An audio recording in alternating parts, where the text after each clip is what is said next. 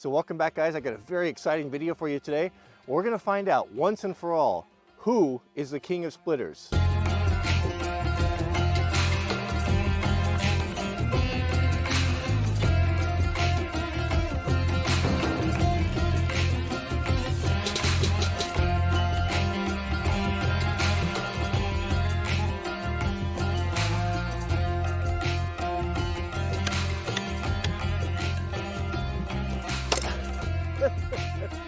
What was going on there?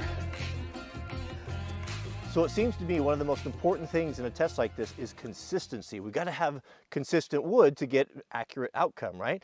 How much more consistent can we get than 2 rounds from the exact same tree? So let me fire up the chainsaw. We'll cut out 4 rounds here. We're going to try 2 splitting methods. We're going to try working around the corners, knocking the edges off, and then we'll do the traditional pie method. I think this is going to give us a pretty good answer on which one is the best splitter.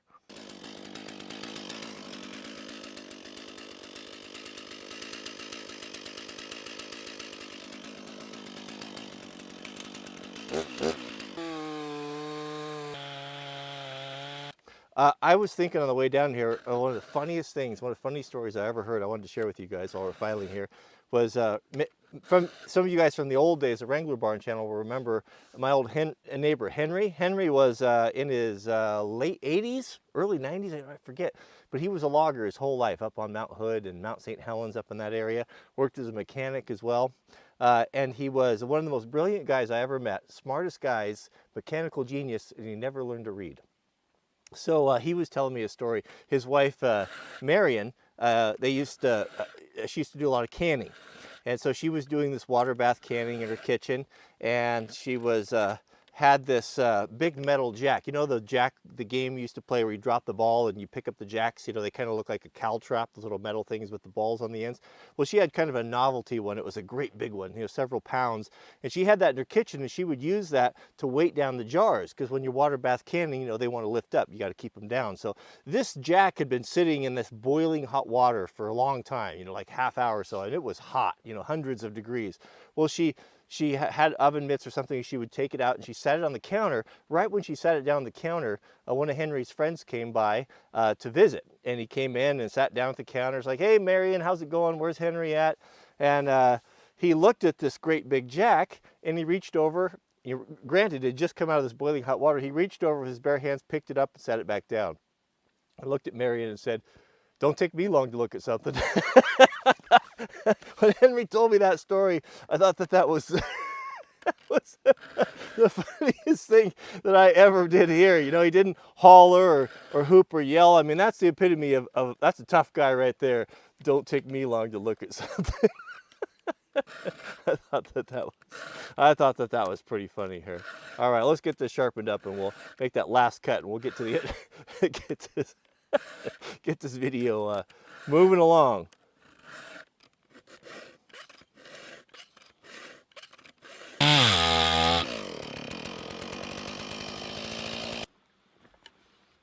Got my saw stuck.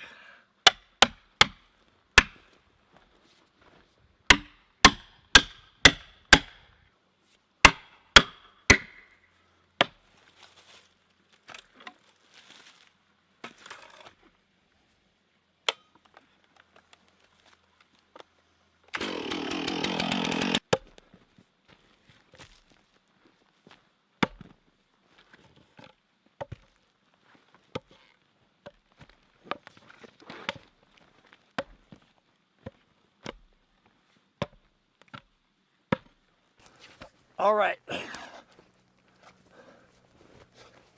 All right, let's bring up the first round.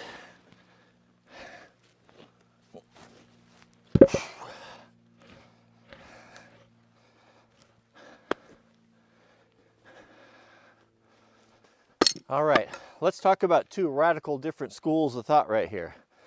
So first off, This is my go-to right here. This is the Prandy. I don't know what it's called. I call it the Bismarck because it looks to it reminds me of everything that's German. Big, strong, overbuilt, powerful, last a long lifetime. This is my go-to when all else fails. And when I really get something that's gnarled and big, this is my biggest, heaviest sledge. And there's a lot of really cool features of this. You know, you take it for granted. Most people just look at this and think, oh yeah, sledge is a sledge is a sledge. But it's not. There's so much evolution that's went into this. Perfect example. This is rare to see this on an edge. This here, that's for hooking. That's having two tools in one. You noticed earlier maybe that I was using this to move those rounds around. You can use the tool to bite into there because of that little beak that sticks down and move things around. Very rare. You don't see that on big box stores. You don't see that hardly anymore. That's really a nice attention to detail. A long taper. Look at that beautiful taper in this thing. It's got a long taper so you don't have a great big bulbous end on it that when you strike into something wet wood that you've had mauls that just bounce out. Very frustrating. You don't get so much of that here because of just the superior design and shape. Now this over here, the Chopper One, this is a very different school of thought here. This is more of a splitting axe rather than a splitting maul. What's the difference? Well, the handle, for one, you can see it's got a traditional style handle there. We'll cover that here in a minute. But a little bit faster swinging speed, a little bit different concept. Of course, the Chopper One has this mechanical advantage. Then that's what we're here to find out today. Is this going to be superior to the traditional heavy maul? As these little wings flip out there, is it going to blow this wood away? It's going to knock it out. So that's what we'll find out. That's what we're going to find out today. Let's cover the handles real quickly, and then we'll get into the test. So not only do the heads share a completely different school of thought when it comes to splitting wood, so do the handles. You want to see two perfect examples of how handles should be done? Right here. Oh, so much of this. I could go on and on about this all day. Again, to the casual observer, you're just going to think, is a handle's a handle's a handle, right? No, man. This Prandy, I wish Prandy axes were available in the States instead of just Europe, because man, they are, the more that I use them, you know, they have become, next to Grand Force Brooks, my go-to axes, the ones that I keep. Axes come through my hands all the time.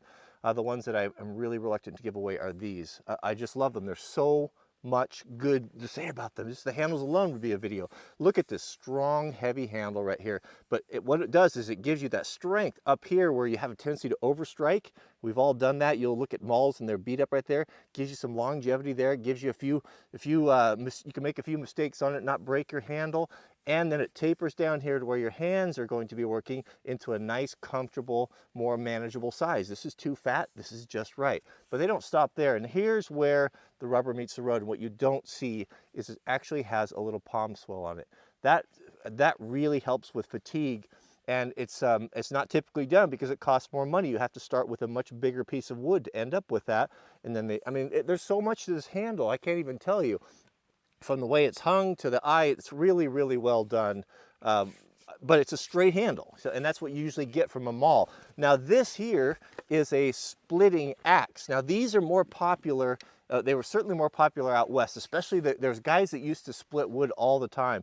Even I think when my dad was in high school, there were some guys down at the paper mill, young guys that would work down there, and that's what they did all day, is they split firewood for the wood boilers. And he said they look like Mr. Olympian bodybuilders, you know, the shoulders in the back. You imagine having a job where you split wood all the time? But they preferred a splitting axe. And that may have something to do with, it could be regional, as well as the type of wood that we split, which would have been Douglas fir at that mill. But look at this. This is handle perfection right here. It is got a beautiful fawn's foot with a little kick on it. It has a nice curve to it. It is so good. I've looked at it and felt it and studied it that I am going to use this as a template for future splitting axes. It's really that good. I mean, look at that. It's got a nice big swell at the end of it. I don't know if you can see that or not. Right there, comes down, fits the hand really well. Beautiful sweeping arc. Really, just really works with the body. I'm ranting. I could go on and on about these hands. Let's get to the splitting. Good grief, I get going on about handles and go on all day. It's a whole video in itself there. Okay, so I changed my mind. We're gonna use this one piece. We're gonna chop opposite sides because it's so symmetrical that I think that's gonna give us the best test. So Plus I'm running out of daylight. I've been messing around so long. Okay, so let's start with the chopper one. Chopper one here will work on the right-hand side, and then we'll work over here on the left with the HMS Bismarck. Okay, you ready? We're gonna just do the side chop method here. Oh, didn't stick. Let's give it 2 hits. 3, 4, okay, 5. Well, we have 5 right there to knock it off the side. Nice thing about it is it didn't stick, right? We don't like sticking. That's gives us a lot of extra work. Okay, now the Bismarck, try to do hit in the same place here. Oh, 2, 3, 4. Oh, 5. How about that? The chances of hitting both those splitting the same. Okay, let's move the camera and then we'll hit these 2 sides. I guess we could do it right here. It's a little bit tall for me, this chopping block, but that's all right. We'll make it work. Hopefully we're in focus. Okay, so we'll do the right here with the chopper one. Oh man, that was a good hit. Oh yeah. That's 2. Oh, if I would have hit it, that would have been, the third one would have knocked that off there. That was user error. Oh man, the pressure's on. Pressure's on for the Bismarck. Got the same piece of wood, pretty consistent here. Here we go, ready? Oh, that was a good one. That felt the crack. Oh, 2. Again, the same thing. I'll back up a little bit. Okay, so we got 3 again. 3 again. See, remember, we talked about the fibrous. I wonder if that chopper would have knocked that one off if I would have hit it right. Okay, now we got 2 more splits here. Can we do it in one with the chopper one? Here we go. Oh yeah, look at it blasted apart. No fibers remaining, right? That's pretty good. Where were we? We're on the top there? Yeah, right there. Will the Bismarck, will it chop in one here? Let's see. Oh yeah. Even with more authority, if I had to admit it. Okay, so let's do the pie method. I'd say that was a push.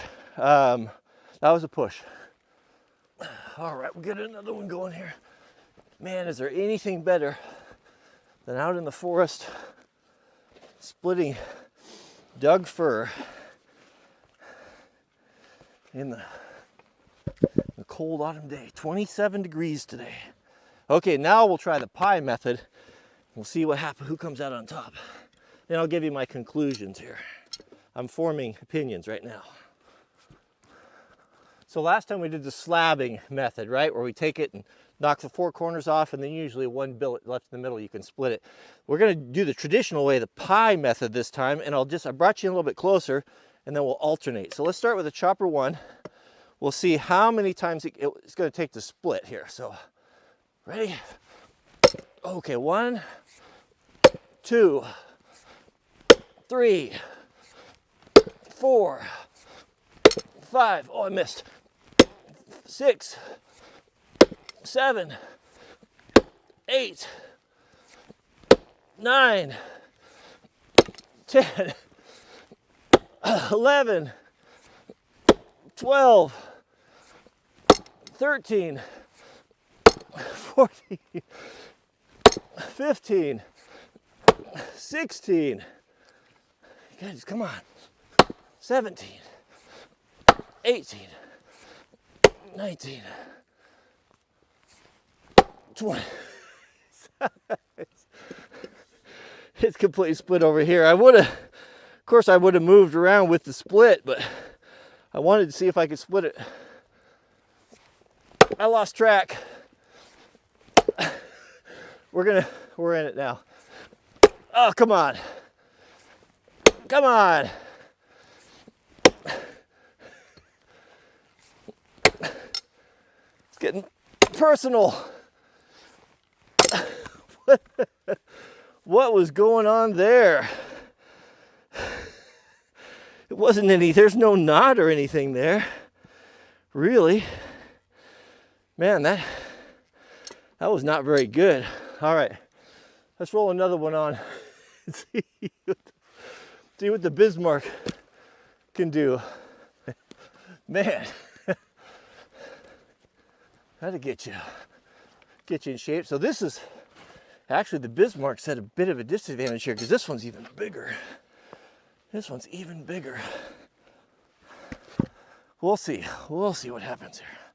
Same tree, these two were connected to each other, so. Whew!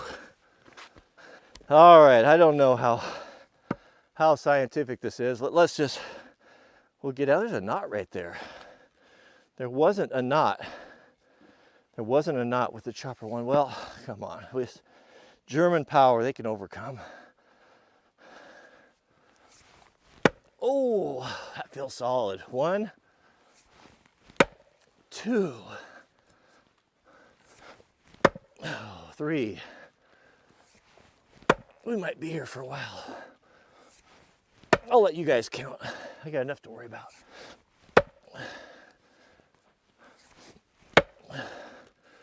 All you hardwood guys tell me all the time how easy this stuff is to split. We work for ours too. Oh, goodness.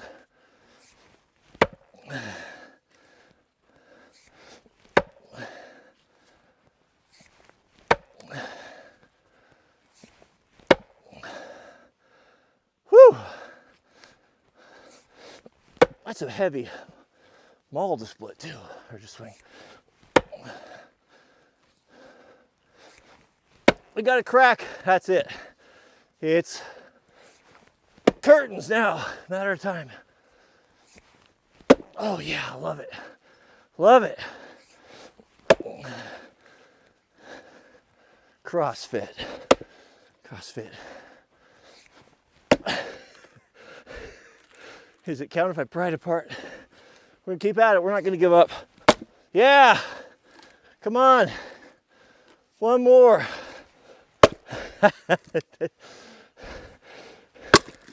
All right, I wasn't counting. Give me a give me the count in the comments. Man, I think I need to get out and chop some more wood. All right, so let's wrap it up with my conclusions here. All right, friends. So, if somebody go back, and if you can rewatch that, put in the comments how many swings did it take for each one. I guess, is that definitive? It was a tie on the first one. It was probably pretty close to a tie on the second one. So it's all going to come down to user experience. How about that, user experience? Because obviously they both work. I have to say that I do feel a little bit of, I don't know if I'd call it pain or discomfort in my hands from the mechanical motion, the vibration coming from those jaws slapping up, transferring through the handle. Even though it is a good hickory, looks like a hickory handle, my hands, they hurt a little bit. I don't, maybe it's just me, maybe I'm just soft, but I don't think that it would be wise, or a guy would really want to, if you were, say, one of those guys back in the 60s that split wood for a living, that if you'd want to swing this all day. You know, I don't know, I haven't done it, but I kind of feel like that could be a problem. Now, is that going to be an issue for the rest of us who, you know, maybe go out and split wood for 3 or 4 hours in the morning or until lunch? Probably not, but it could be.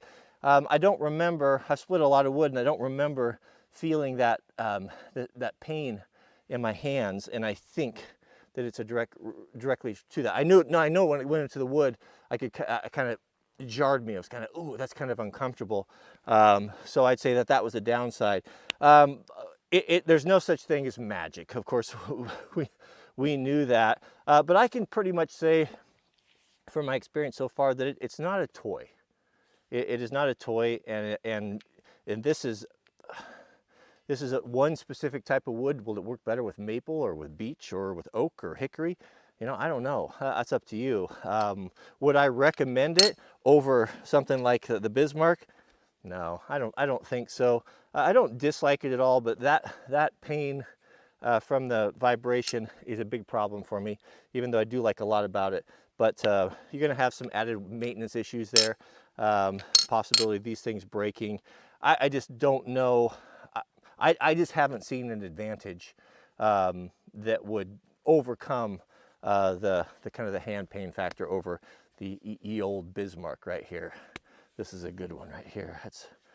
That's pretty hard to beat. A little easier to swing this one. This was a little bit lighter, but I think that's enough. I think you draw your own conclusion. So appreciate you guys taking the time to watch. If you don't mind, take a moment, click the thumbs up. I'm working hard out here for you guys, so it's what you can do to. The way you can say thank you, it helps the channel out. And so another video I wanted to do that I thought maybe we'll do real quick while I'm out here is maybe test the Bismarck up against a wedge. After wedges, I've got two style wedges. I got the Prandy twisting wedge versus the regular wedge, and I've always been curious to see, is there an advantage? Which one would be better? Which is going to be faster and more efficient? So if you'd like to see that, let me know in the comments, and we can. I'm going in. It's going to be supper time here, but I'll come back out tomorrow and do it. So thanks for watching, and we'll see you guys on the next video.